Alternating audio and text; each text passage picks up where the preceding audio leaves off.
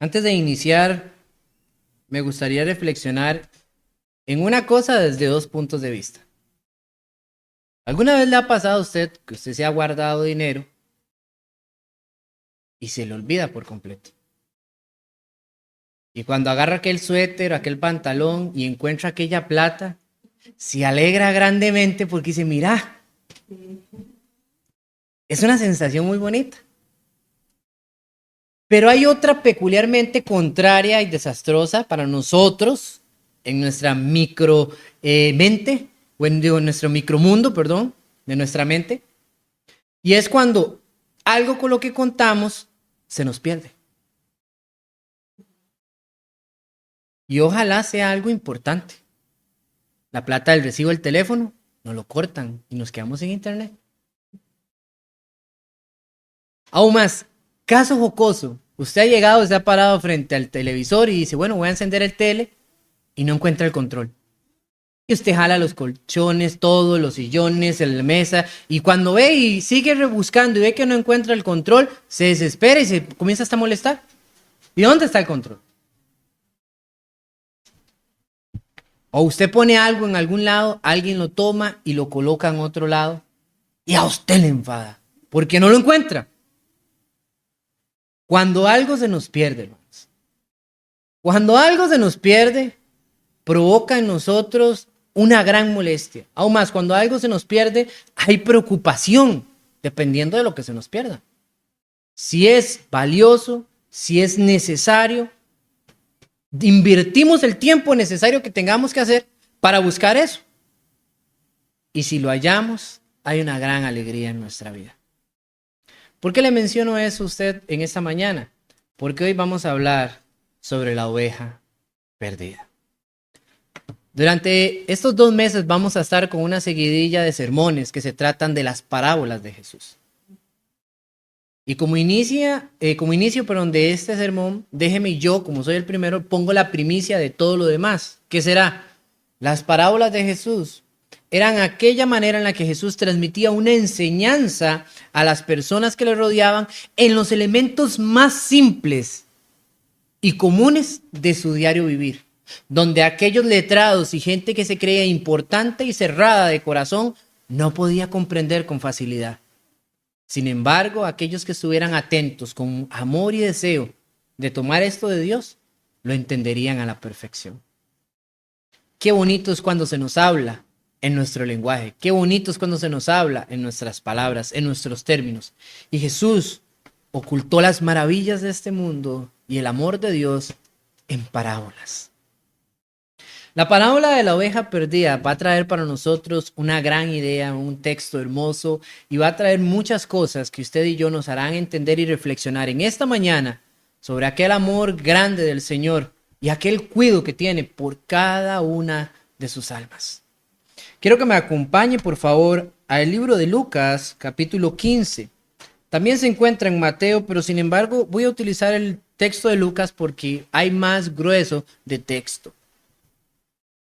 Lucas capítulo 15, del versículo 1 hasta el versículo 7 está nuestra parábola, pero vamos a leer solamente ahora desde el versículo 1 hasta el versículo 4.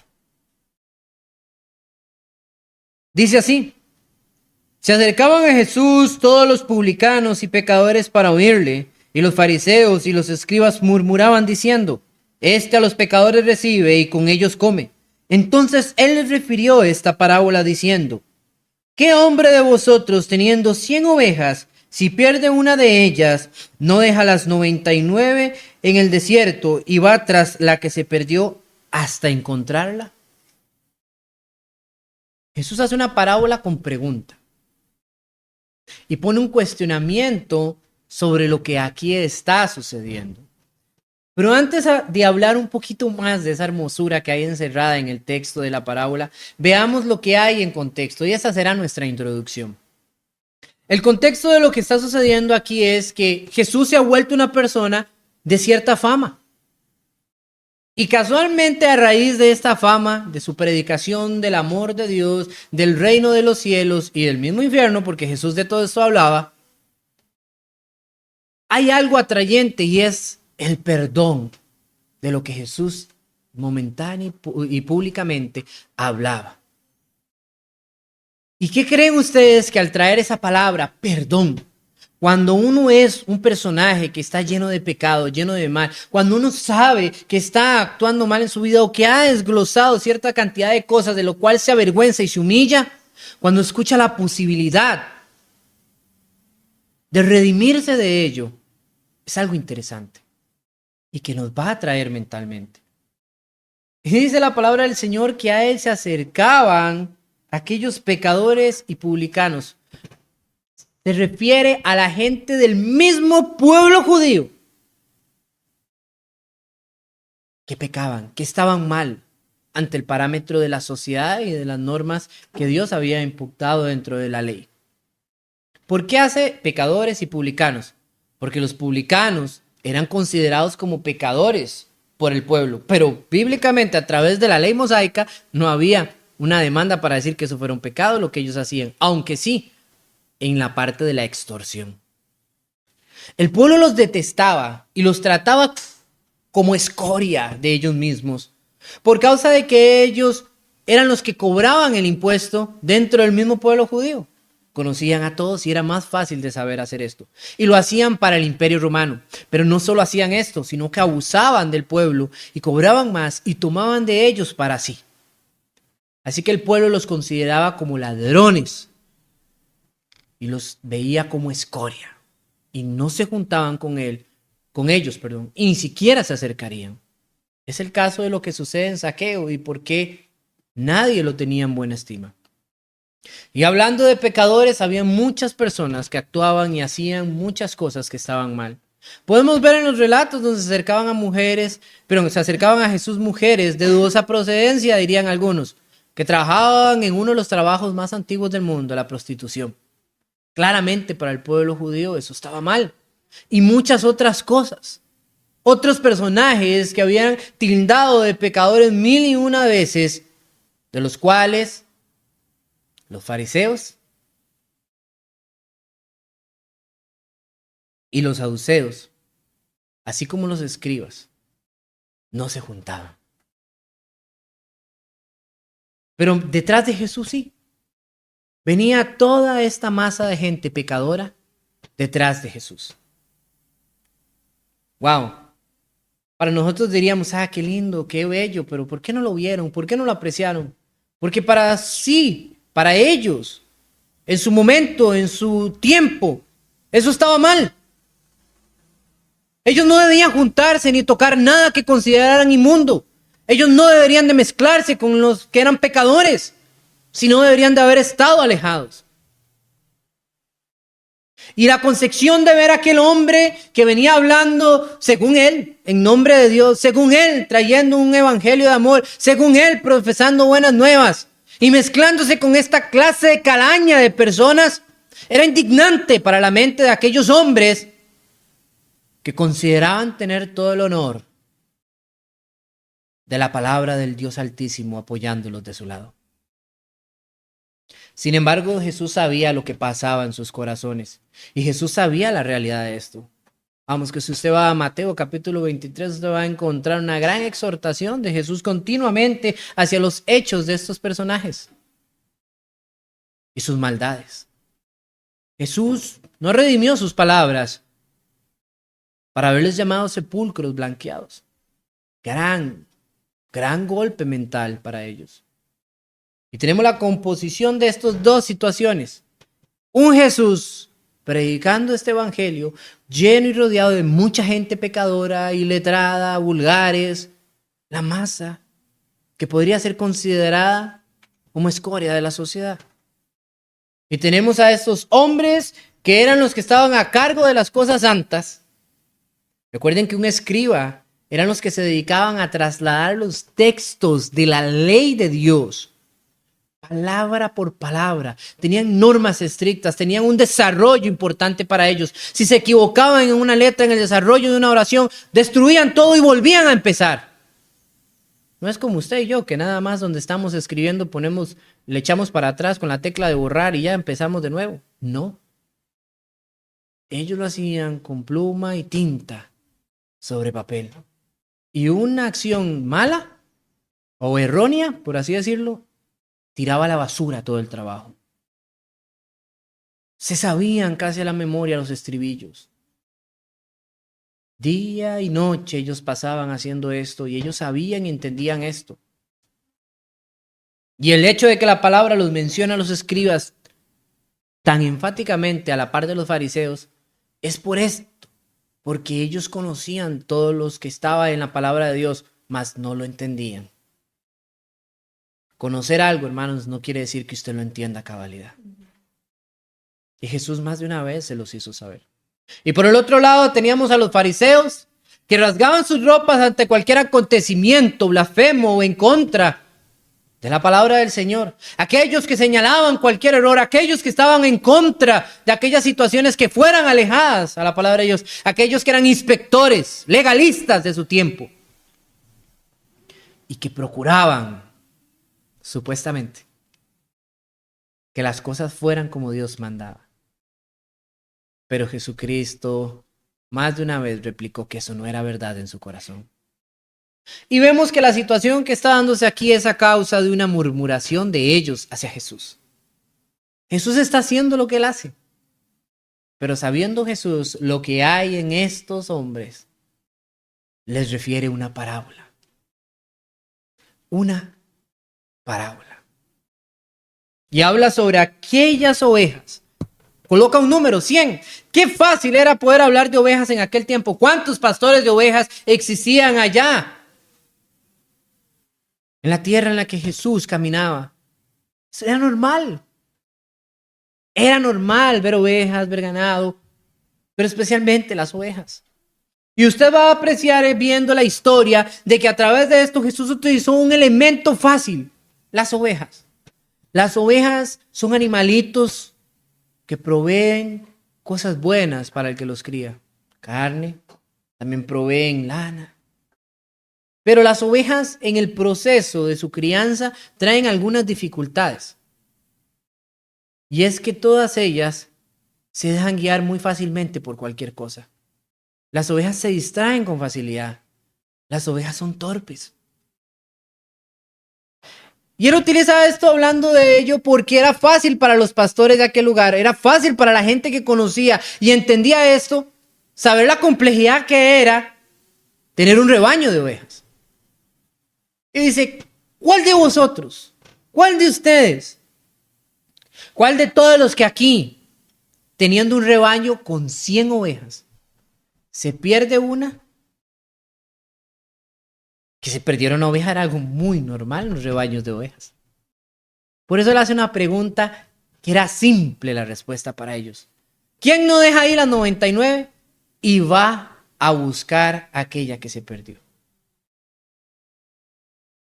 Ahora, no es que los pastores en su tiempo hicieran eso.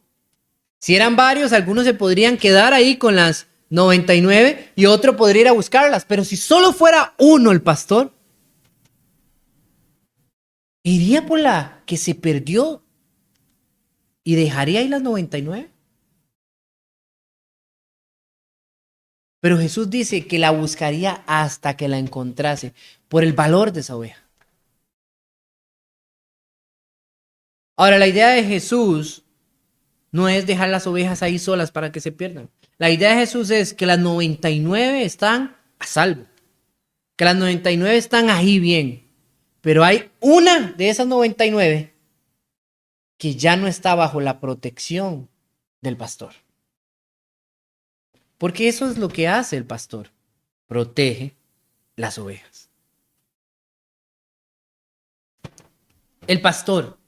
El elemento aquí importante es el pastor y las ovejas. Y vamos a ver primeramente el pastor. Para esto yo necesito que ustedes me acompañen al libro de Juan, porque Jesús amplía un poco más el conocimiento del panorama del pastor a través de sus palabras. Aunque usted y yo pudiéramos entender que era un pastor y cómo curaba las ovejas y cómo trataba a las ovejas, hablando de aquel salmo maravilloso a través de las palabras de David, pero hay algo que impacta y que Jesús está desarrollando aquí. Dios ya ha manifestado su interés del diálogo, de hablar del pastor.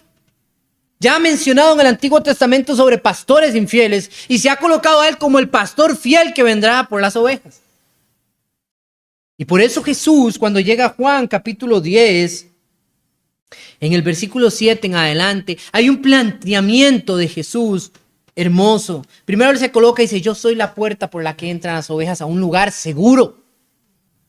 Y dice, el ladrón es aquel al que llama a las ovejas, pero las ovejas no la atienden. ¿Por qué?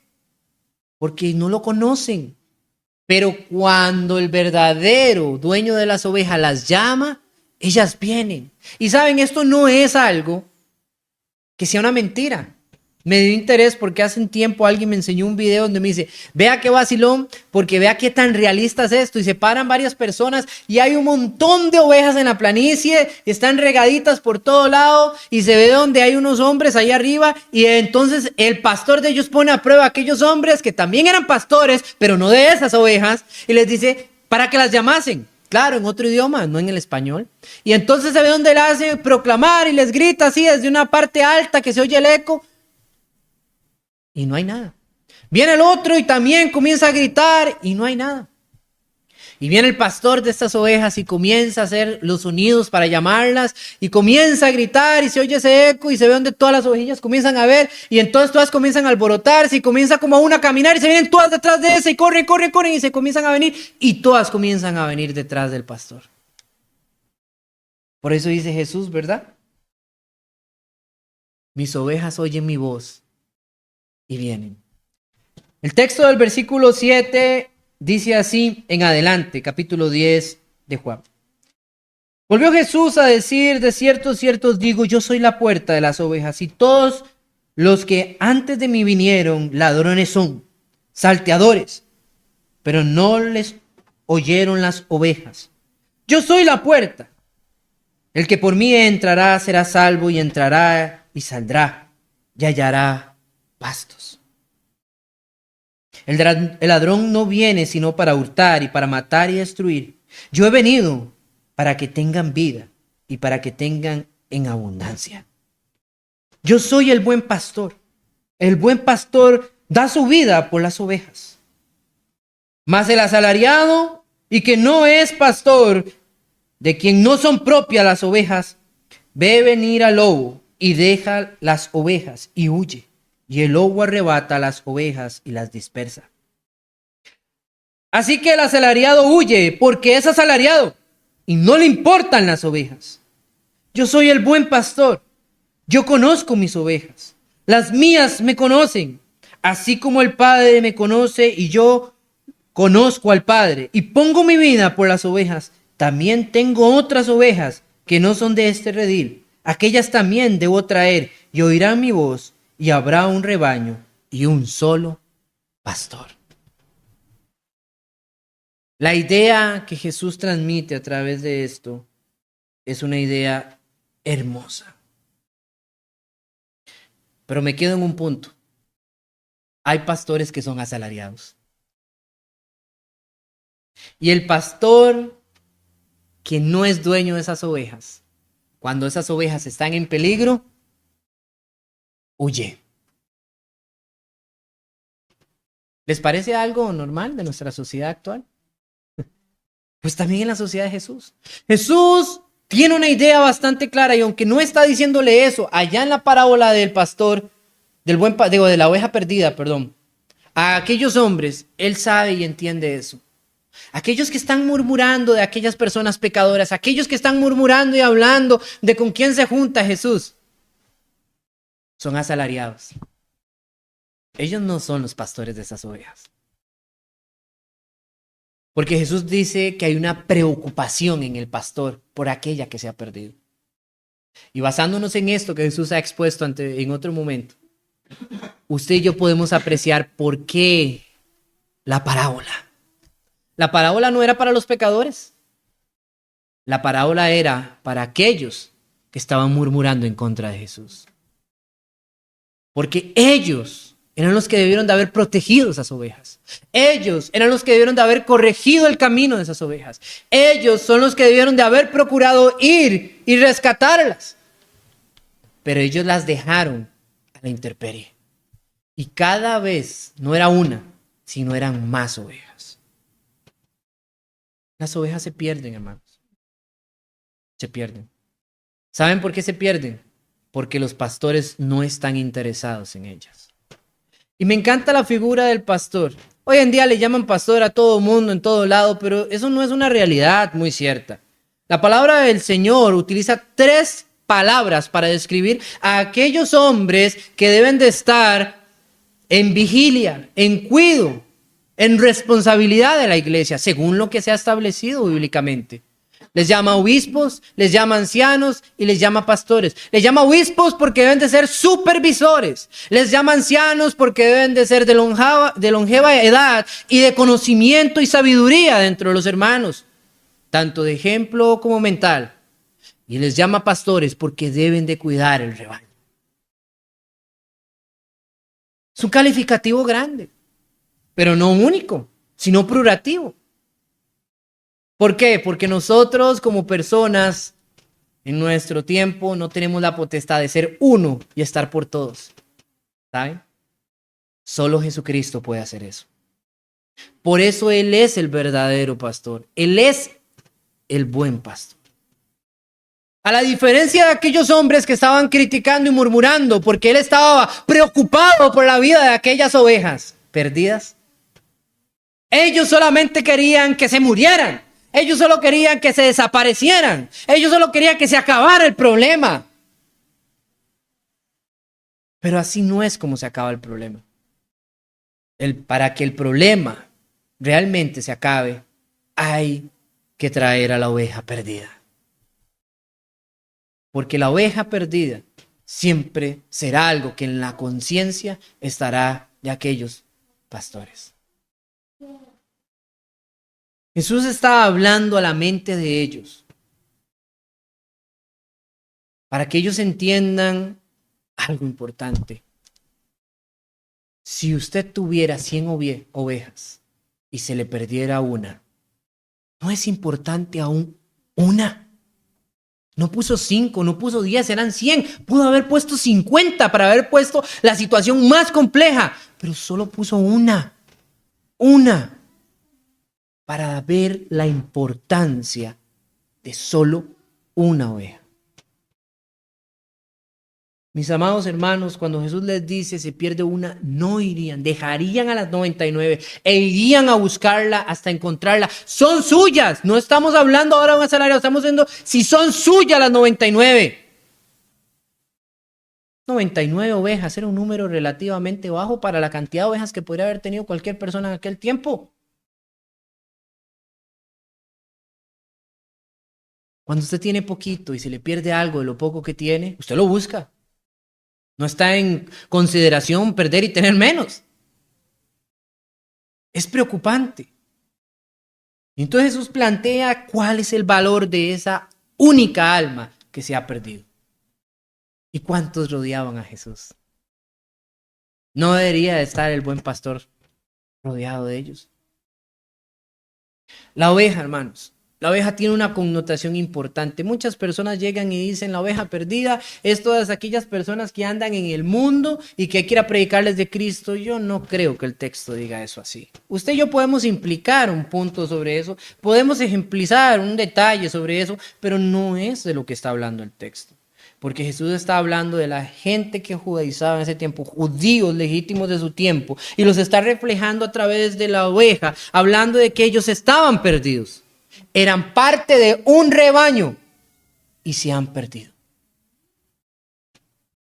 No estamos hablando de los que están en el mundo, hermanos. Estamos hablando de los que son de la iglesia y se han perdido. Son aquellos que han escuchado de Dios, son aquellos que han oído muchas y otras veces, son aquellos que han trabajado para Dios, son aquellos que han servido a las mesas del Señor, son aquellos que han hecho muchas cosas, pero hoy por alguna u otra razón no están o no son del Señor. Y aún así el pastor está preocupado por ellos, porque tienen un valor importante. ¿Dejaría las 99 por ir por una? Sí, porque las demás no están perdidas. Pero aquella, sí. Cuando nosotros analizamos eso y vemos qué tan importante es la oveja que se perdió, usted y yo podemos ver un mar de mareas detrás de la oveja y decir, bueno, pero ¿por qué la oveja se pierde? Es importantísima, pero ¿por qué se pierde? Porque el Señor no es descuidado con su rebaño, el Señor no ha dejado a la intemperie para que aquella oveja se pierda. Bueno, pasa y resulta que la oveja lamentablemente es muy distraída y es torpe, como lo dije anteriormente. Y cuando la oveja se va y comienza a ver una matita por allá que le parece interesante, se va detrás de ella. Cuando siente un olor interesante, oye algo curioso, la oveja comienza a irse. La oveja comienza a irse detrás de cosas curiosas, hermanos. Y así pasa en la iglesia del Señor. Cuando usted comienza a curiosear, mira, yo siempre escucho que esto, ¿qué se sentirá? ¿A qué sabrá? ¿Cómo leerá? Eso crea en nosotros un panorama grande. Como dice el dicho, la curiosidad mata al gato. Y si aquella oveja va en ese transcurso, yendo detrás de aquello que observa, y como son torpes y no ven el piso por donde están caminando, y se van en un risco, muere. O en su mejor caso, cae, se quiebra una pierna, una patita, y no puede regresar fácilmente. Aparte de que ellas no tienen un buen sentido de orientación, y a veces cuando se han ido bastante largo, ya no saben cómo regresar. No son como los perros y los gatos. Vaya, pierda un perro, un gato, es difícil. Pero una oveja, dele vuelta a la esquina para que vea cómo se va, y ya no vuelve. ¿Por qué el Señor nos compara con ovejas, hermanos? Porque a nosotros nos pasa lo de este animalito. No quiere decir que seamos tontos. ¿Ah? No, no, no. Nos dio una gran mentalidad. Pero nos quiere comparar con este animalito para entender que nosotros tenemos esos aspectos pequeños, pero que también suceden en nosotros y nos desvían del camino del Señor. La oveja es curiosa y se va por curiosar. Y hay ovejas, hermanos, que han nacido en la iglesia y que la curiosidad lo desliza hacia el mundo. Y el pastor está abogando y el pastor quiere que regresen. Hay otras ovejas, hermanos, que se pierden porque son rebeldes. Hay ovejas que el pastor les dice, vamos por este césped, pero a ella le gusta la de aquel, se ve más frondoso, y no sabe que el pastor quiere que primero coman todo el de aquí para que en el futuro haya el de allá, pero no, ella se va. Tontas ovejas, todas siguen, no, yo voy por esta. Y cuando se da cuenta, ¿a dónde está el rebaño? Se me perdieron. No, ella fue la que se perdió. Y hermanos, puede sonar una caricatura, pero es en realidad que esto sucede en las ovejas. Hay ovejas rebeldes. Por eso el chiste de la oveja negra se le mete a eso. Porque siempre hay una oveja que es medio rebelde y que le gusta andar sola, andar jugando de que ella se las sabe todas. Y en un momento dado, le sale un lobo y sale huyendo. Si no es que se la come el lobo. Y cuando se da cuenta, está totalmente perdida. Y las ovejas son frágiles, nuevamente les digo. Con solo que se tropiecen con una piedra, caen y se pueden quebrar la pata. Ya cuando las ovejas tienen ese montón de lana, hermanos, que están perdidas, vean qué curioso, porque hay que trasquilarlas. Si usted no las trasquila, se vuelve pesada esa lana. ¿Sabe qué hace? Esa lana comienza a taparles la vista y ya no comienzan a ver bien. Y en esas ovejas es lo mismo que el pecado en nosotros. Cuando nos apartamos del Señor por rebeldía, ¿quién nos poda, hermanos? ¿Quién nos limpia del pecado si no es Jesucristo? Y hace que nuestro pecado crezca, crezca, crezca, tape nuestro juicio, ponga pesadez en nosotros y sea más difícil lograr llegar y volver al rebaño. A menos de que encontremos al pastor nuevamente y Él nos ayude a llegar. Y hay otro tipo de oveja perdida, hermano. Hay una oveja que está dentro del rebaño, pero se le olvida que es oveja. Aún más, ahora quiere ser lobo. O quiere ser culebra. Quiere ser gallina, perro.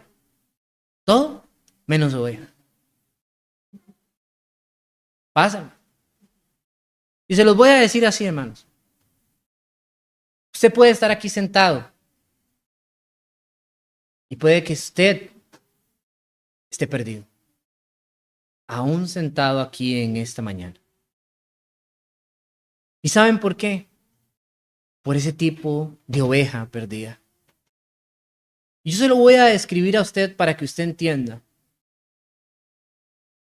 ¿Cuándo dejó de ser tan satisfactorio para usted entonar un coro para el Señor? ¿Cuándo dejó usted de orar tan fervientemente y con tanta pasión? ¿Cuándo dejó de restarle importancia a las cosas que usted hacía para Dios?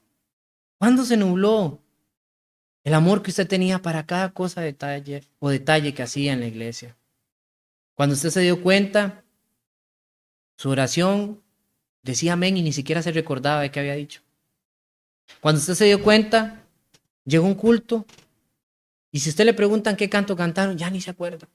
¿De qué se habló en la prédica? Ni me acuerdo. Mira, ¿qué fue lo que dijeron en la oración? Yo ni sé. ¿Por qué? Porque usted se ha vuelto una oveja perdida. Nos hemos vuelto ovejas perdidas. Porque no implica que a usted, estando en el rebaño, todo esté bien dentro de usted. No, mis queridos hermanos. Y perdón esa afirmación frontal. Pero todos, nosotros, podríamos un día llegar a ser esa oveja perdida. Si no es que lo estamos siendo ahora. Y es aquí donde yo quiero hacer una conclusión y que entendamos el valor infinito que tenemos delante de nuestro Señor. Y cualquiera que fuese el caso, el Señor dice al final de esta parábola, en el versículo 5 en adelante, y cuando la encuentra, la pone sobre sus hombros gozoso. Y al llegar a casa, reúne a sus amigos y vecinos, diciéndoles, gozaos conmigo, porque he encontrado mi oveja que se había perdido. Os digo que así habrá más gozo en el cielo por un pecador que se arrepiente que por 99 justos que no necesitan arrepentimiento. Palabras que Jesús le está diciendo directas a aquellos hombres. Hay más gozo en el cielo por una oveja que se había perdido y ha vuelto. Hermanos, hoy en día tenemos soldados caídos. Tenemos hermanos y hermanas que se han apartado, se han desviado. O hermanos que quieren desviarse. Pero lo único que yo les puedo decir al final de esta parábola es el valor que tiene usted o ellos como alma delante del Señor es grande. Es grande. Y el Señor quiere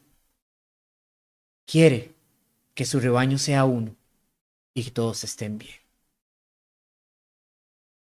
La importancia no es si hacen o no hacen gozo en el cielo. La importancia no es si se perdió o no se perdió. La importancia aquí es que el rebaño logre estar a salvo.